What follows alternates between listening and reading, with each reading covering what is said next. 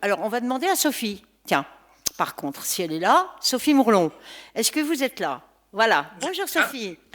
bonjour, bonjour, merci de m'avoir invité.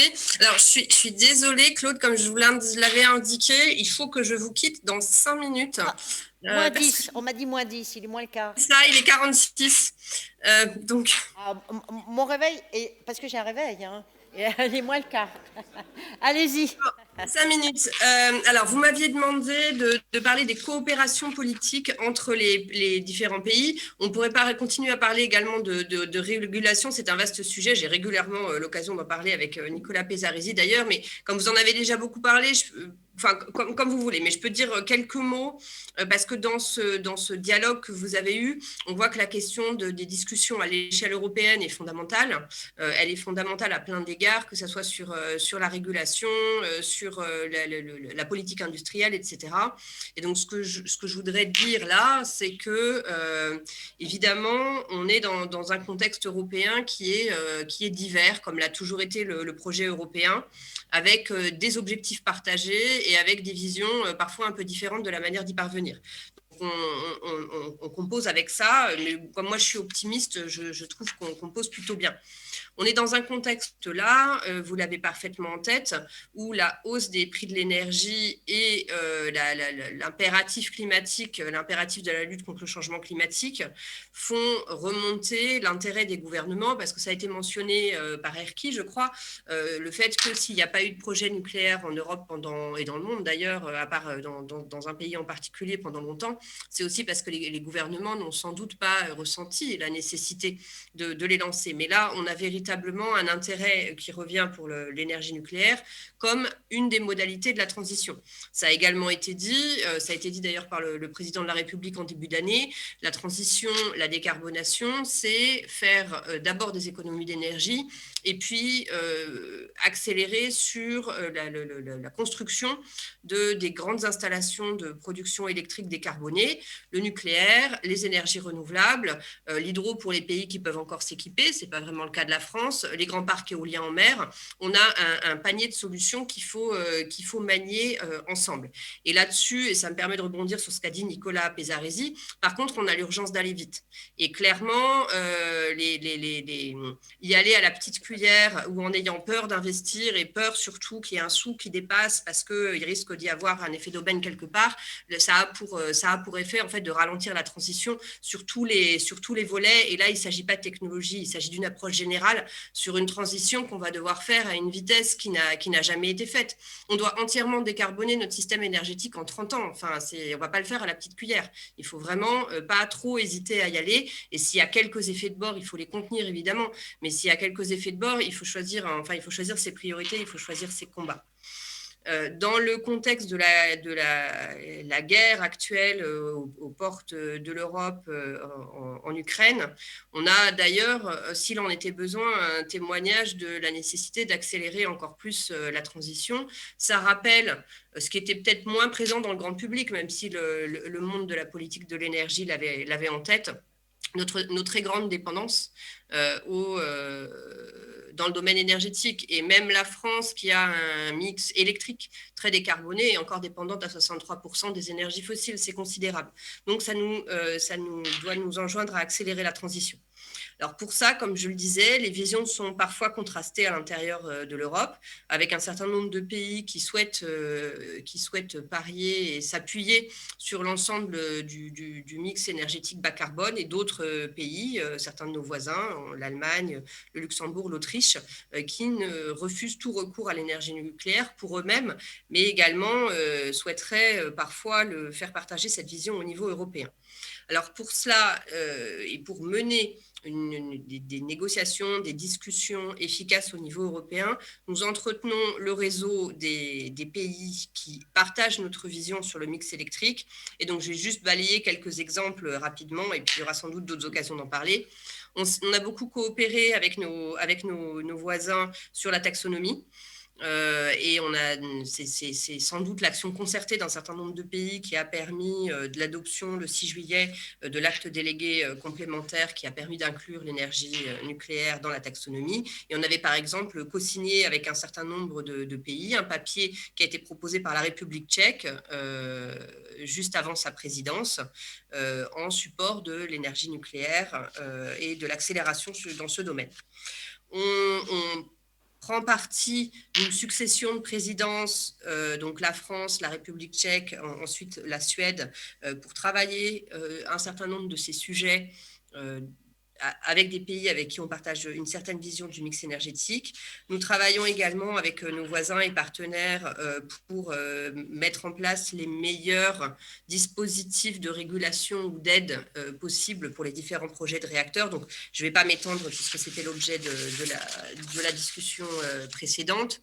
On a également des coopérations très fructueuses dans le domaine des SMR, avec une initiative sur les SMR au niveau européen et par exemple un travail conjoint des autorités de sûreté françaises, tchèques et finlandaises pour faire une préévaluation de design d'EPR et notamment du design Neward qui est développé par EDF.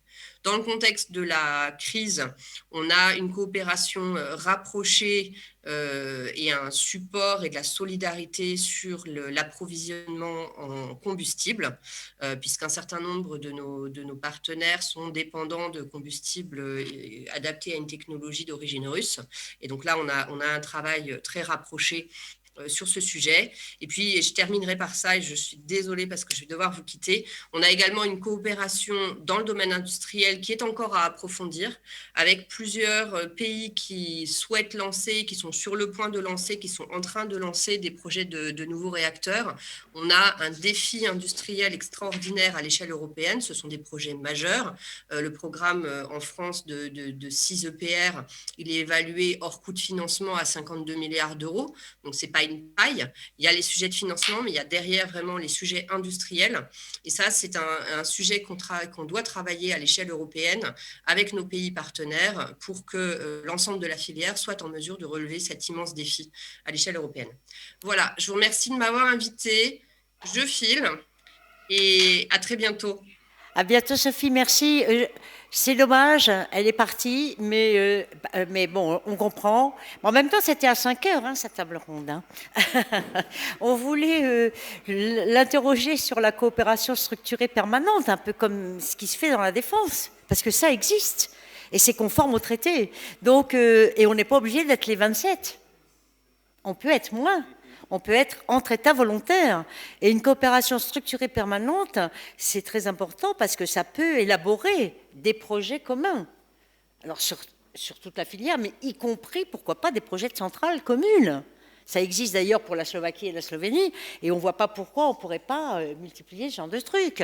Donc voilà, c'est tout ça qu'on voudrait réagir, mais on va interroger quand même Ladislav, parce que je l'ai aperçu à l'écran. Voilà, s'il est connecté. Good afternoon, can you hear me? Yes. Est-ce que vous m'entendez? Bon après-midi. Yes, très bien. Alors, c'est le directeur du département pour le nouveau nucléaire, la construction du nouveau nucléaire en République tchèque. Alors, les Tchèques sont quand même très à l'offensive, il faut quand même le dire. On espère que la présidence va faire avancer un peu le schmilblick, comme dirait l'autre. Et je te donne la parole, Ladislav, sur les questions que je t'ai envoyées. Vas-y.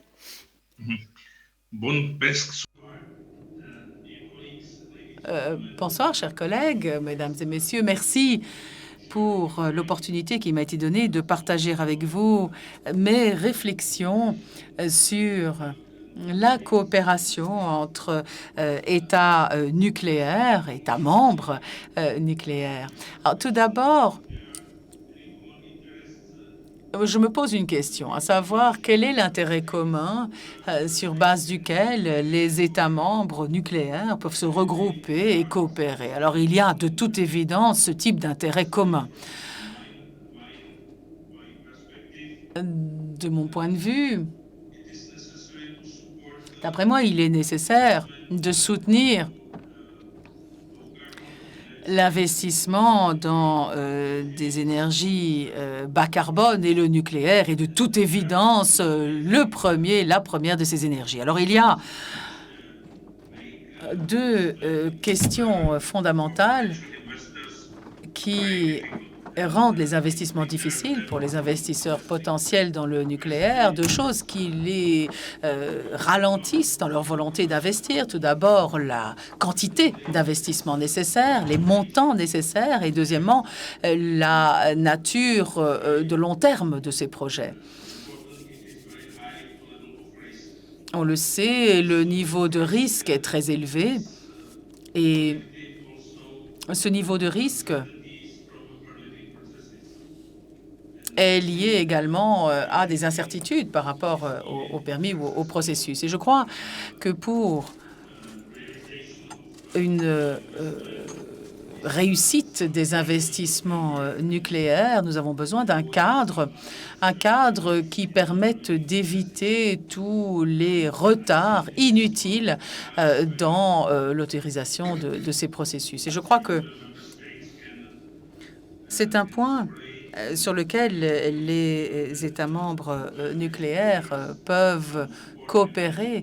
Et je pense que l'énergie nucléaire a besoin de mécanismes de soutien, des mécanismes qui sont aujourd'hui octroyés aux renouvelables. À l'avenir, je pense que nous pourrions nous trouver dans des situations où des groupes d'États membres utiliseraient les mêmes technologies. Il pourrait un jour y avoir un usage, une technologie utilisée partout, une plateforme technologique. Il me semble que ce serait une coopération future très efficace qui permettrait de développer des synergies dans des domaines comme les leçons tirées de l'expérience, la préparation du personnel, l'échange d'expériences. Et la deuxième question que je me pose est celle-ci. Y a-t-il véritablement un potentiel pour une coopération structurée permanente entre États membres? Alors, je pense que c'est une question difficile parce que les États membres nucléaires ne sont même pas en majorité et certains États membres s'opposent farouchement au nucléaire. Alors, si l'on regarde la base juridique potentielle pour ce type de coopération structurée permanente, elle pourrait se réaliser dans le cadre du traité sur l'Union européenne, mais la seule base que je peux envisager, ce serait le traité Euratom. Je pense que si l'on regarde en général la base de coopération potentielle, beaucoup de coopérations sont possibles. Tout d'abord, tout au long de la chaîne, aujourd'hui, déjà, on a de l'expertise en Europe pour la construction d'unités nucléaires, mais cette expertise n'est pas suffisante, elle reste limitée. Et si les projets de centrales nucléaires se développent,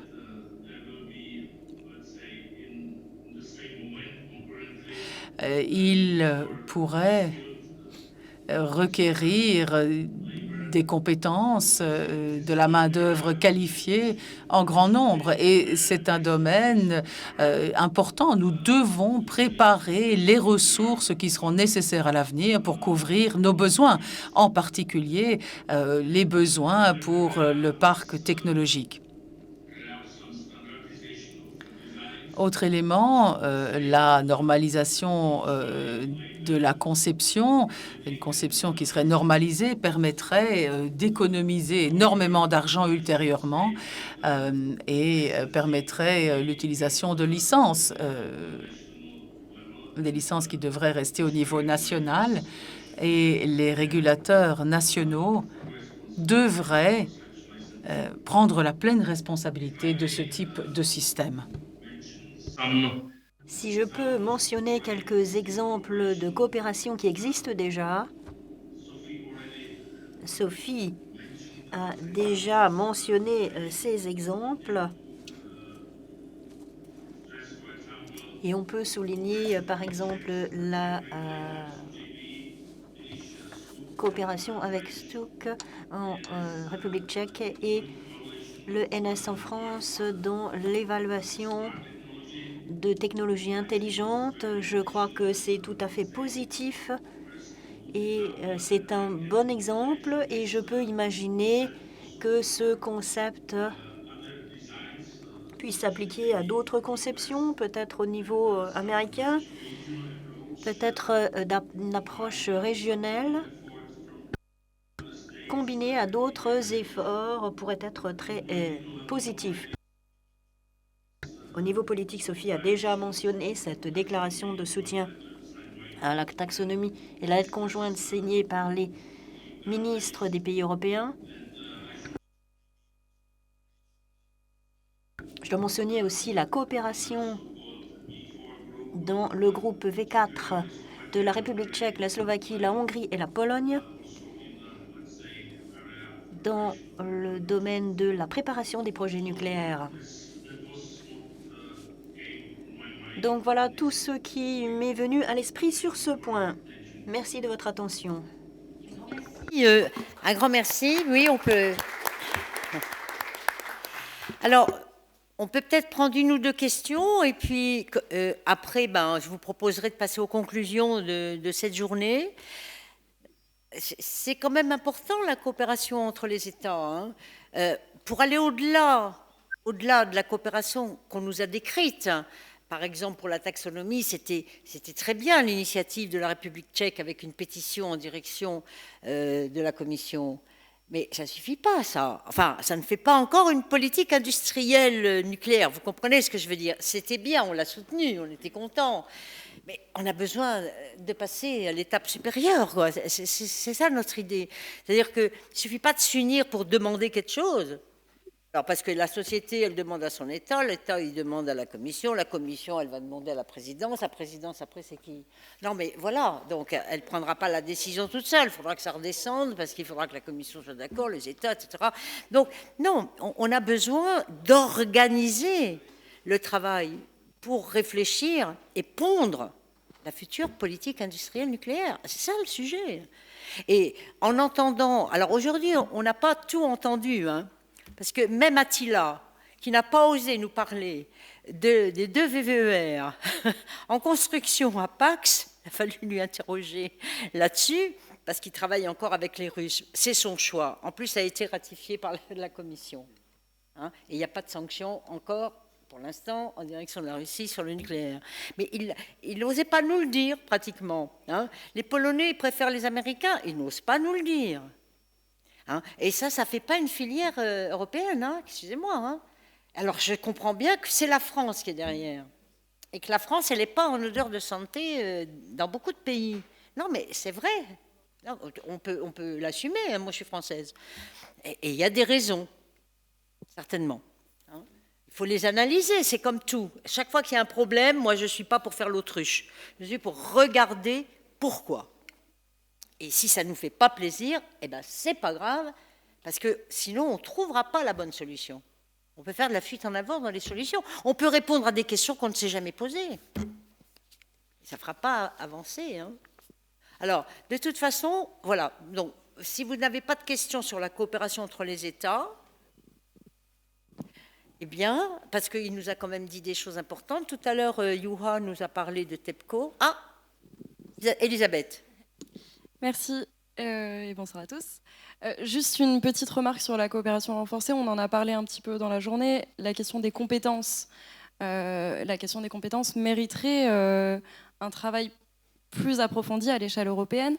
Si on regarde depuis le nouveau règlement Euratom pour le programme de travail Euratom, aujourd'hui, on a ouvert l'accès aux chercheurs post-doc dans le programme justement Marie Curie, dans les actions Marie Curie MSCA. Aujourd'hui, ce programme, il est seulement réservé aux post-doc. On a envie de l'élargir au post-doctorat. Donc ça veut dire que c'est un Erasmus pour les chercheurs, mais on se limite aujourd'hui uniquement aux post-doctorants. Or, l'idée, ce serait d'aller plus loin, ce serait de faire un MSCA pour les doctorants, pour les PhD, pour aussi les étudiants, aller plus loin que uniquement se restreindre à cette catégorie-là.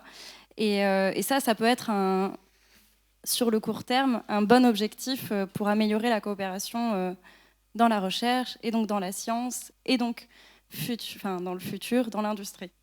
Alors, moi, je suis convaincue avec toi que sur beaucoup de sujets dans la filière, il y a des coopérations renforcées qui se font déjà et qui sont possibles. On a entendu Landra tout à l'heure sur la gestion des déchets nucléaires.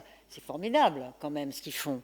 Hein, ça ne se sait pas assez. Bon, on a entendu Orano sur le recyclage du combustible ou même l'enrichissement d'uranium. C'est formidable. Ça ne se sait pas assez. Il faut évidemment faire connaître. Moi, je vous parle d'une coopération structurée. Alors on m'a dit, on m'a soufflé, je ne sais plus où c'est, Euratom. Mais Euratom, attention, c'est l'unanimité qu'il faut à l'intérieur. Et je ne suis pas sûre qu'on puisse réformer Euratom en proposant un vote à la majorité qualifiée.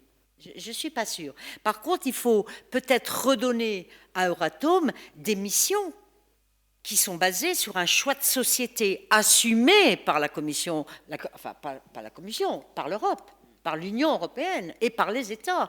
Et si les États n'en veulent pas, c'est leur droit, mais ils ne peuvent pas empêcher l'intérêt général. Voilà. Donc ils ne peuvent pas s'y opposer. S'ils s'y opposent, à la Cour de justice.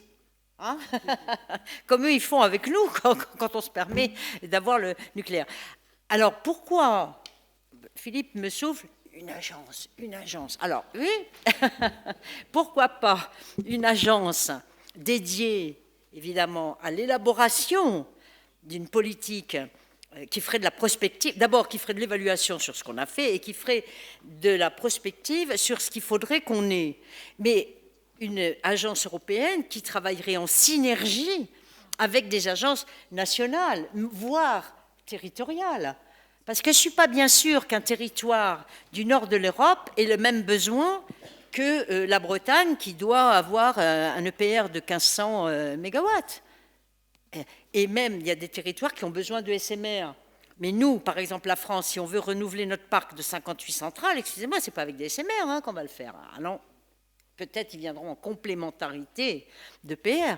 Mais si on n'a pas les EPR, on n'y arrivera pas. Il en faudrait, j'avais calculé, les SMR, c'est 200 mégawatts, vous calculez, il en faudrait 600, je crois, un truc comme ça, ou 200. Enfin, mon fils m'avait dit, tu te trompes dans les chiffres. Bon, il en faudrait énormément.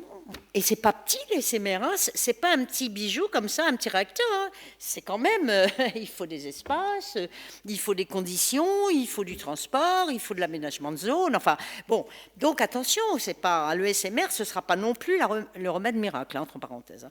Bon, écoutez, pour aujourd'hui, moi je vous propose qu'on arrête le débat, sauf si Nicolas a envie encore de dire un petit mot. Non ? Erki, Sophie, Ladislav, peut-être tu es encore là, tu veux dire un petit mot? I think Je suis d'accord, ce serait bien s'il y avait un soutien du nucléaire au niveau européen. Ça faciliterait